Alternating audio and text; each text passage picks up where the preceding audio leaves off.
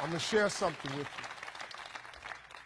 I'm going to tell you something that every successful person has to do, including you. Believe it or not, every successful person in this world has jumped. I'm going to tell you what I mean by that. Eventually, you are going to have to jump. You cannot just exist in this life. You have got to try to live. If you are waking up thinking that there's got to be more to your life than it is, man, believe that it is. Believe in your heart of hearts that it is. But to get to that life, you're going to have to jump. Now, I'll tell you why I call it jumping. See, God, when he created all of us, he gave every last one of us a gift at birth. He never created a soul without endowing them with a gift. You just got to quit looking at gifts as running, jumping, singing, dancing. It's more than that. It's if you know how to network, if you can connect dots, if you draw, if you teach. Some of y'all fry chicken better than anybody else, bake pie. Some of you cut hair, color hair. Some people do grass. I got a partner, man, never wanted to go out with us because we stayed out too late. Come on, man, go out with now. I got to get up early, Mom, cutting Miss Johnson's grass. We kept laughing at this dude, cutting grass. How much they pay you? He got a landscaping company in Cleveland worth $4 million. Because all he do is cut grass. But he was gifted at it. I got a partner on a detail shop, make $800,000 a year detailing cars. He got 6 mobile trucks running around. $800,000 a year. All he do is detail cars. That's his gift. That's what he loved to do. You've got to identify that gift. Now listen to me.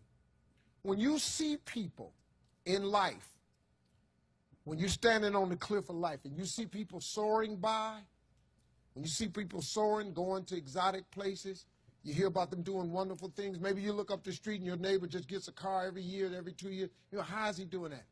Have you ever thought, maybe this person right here has identified their gift and is living in their gift? Because your Bible says, your Bible says your gift will make room for you. Your gift, not your education. You go get an education, that's nice. But if you don't use your gift, that education only going to take you so far, man. I know a lot of people got degrees, man. They ain't even using them. It's your gift. But the only way for you to soar is you got to jump. You got to take that gift that's packed away on your back. You got to jump off that cliff and pull that cord. That gift opens up and provides the soar. If you don't ever use it, you're going to just go to work. And if you're getting up going to work on a job every day that you hate going to, that ain't living, man. You just existed. At one point in time, you ought to see what living's like. But the only way to see what living like, you got to jump. And here's the problem. Let me just be real with you. When you first jump, let me tell you something. Your parachute will not open right away. I'm sorry. I wish I could tell you it did, but it don't. When you jump, it's not going to open right away. You're going to hit them rocks. You're going to get some skin tore off on them cliffs. You're going to get all your clothes tore off. You're going to get some cuts on you. You're going to be bleeding pretty bad. But eventually, the parachute has to open. That is a promise of God. That ain't a theory, that's a promise. His promises is true, because listen to me. You cannot name one single thing God has not gotten you through. Name it. And if he ain't got you through it, he currently pulling you through it right now. And the living proof of it is you sitting in here. If he hadn't got you through it, you wouldn't even be here. So if he ain't never not got you through it, why would he not let your parachute open? It has to open, man. But you got to jump, though. Now, here's another thing. You can play it safe and deal without the cuts and the tears. And you can stand on that cliff of life forever safe. But if you don't jump, I got another promise I can make you. Your parachute will never open. You'll never know. You'll never know what God really has for you.